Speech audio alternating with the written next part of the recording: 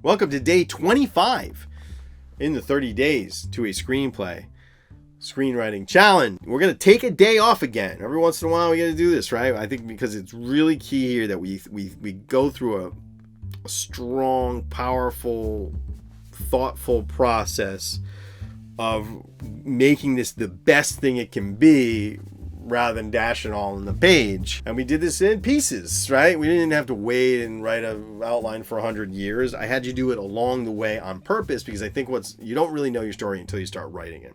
So for me, the process is always a little bit of outlining, then outline as I go, as I write and outline back and forth, because I'm always teaching myself about the story as I write, rather than trying to come up with it all ahead of time and then, put it on the page. I also don't like to do it without an outline. I don't like to do things and just, fly by the seat of my pants. Some people tell you to do that. It works for some people. It does not work for me. I don't think it works for most people, so I don't advise it. But if it works for you, cool. Okay, so now we're going to fill in the Act 3 outline. And hopefully you have an idea where this is going, what the end is. Maybe you like to start with the end like I do. I'm a big Twilight Zone fan, so the end is always something that I know, or most of the time is something that I know.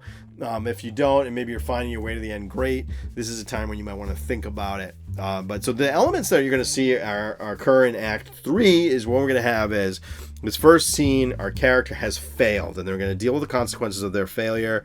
They're going to dust themselves off, pick themselves back up, and then they have to make some sort of change. And this I call the big change moment. And this is going to be a moment in which they have to make a decision, or it's going to be a scene where we watch them make a decision. We watch them do something that shows us that they've either learned their lesson or that they're never going to, right? And this is the key here. And the big change moment, I like to say the big change moment is a moment where the character faces an opportunity to change. Because in some movies they change, in some movies they don't. And the movies they don't, we call them tragedies, because then they're going to be punished. And that's the next thing that happens. So our character's going to have to make a decision. If they make the right decision, they're probably going to have a good resolution, which is in a way a judgment on them. If they make the wrong one, they're probably going to have a very unhappy and nasty resolution. Again, it's a judgment. That's what the resolution is, a judgment on your character. And there are rare cases of movies that break this. The movie Chinatown, the character makes a change, but it's too late, and it's Chinatown, baby. You can't do anything about it.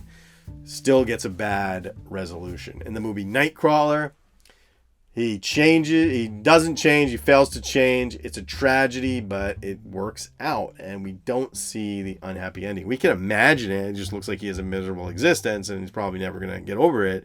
But we know that in this moment that he is doomed forever. The resolution, we're going to see what happens to your character.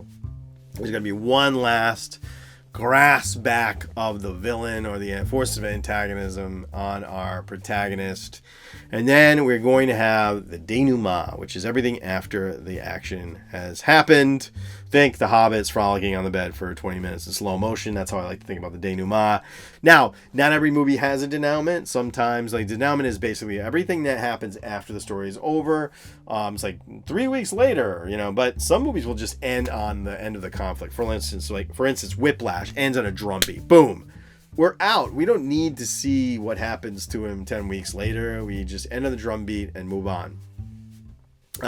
But a lot of movies will have one more scene that's just going to show us a symbolic moment of how the character has been transformed by the journey, how they live now after the story is over. So that's what you're going to plan in this outline. And then after you do an outline for Act 3, we're going to get writing again, and we're going to write all the way to the end here, and we'll be done in a few days. So congrats. See you tomorrow.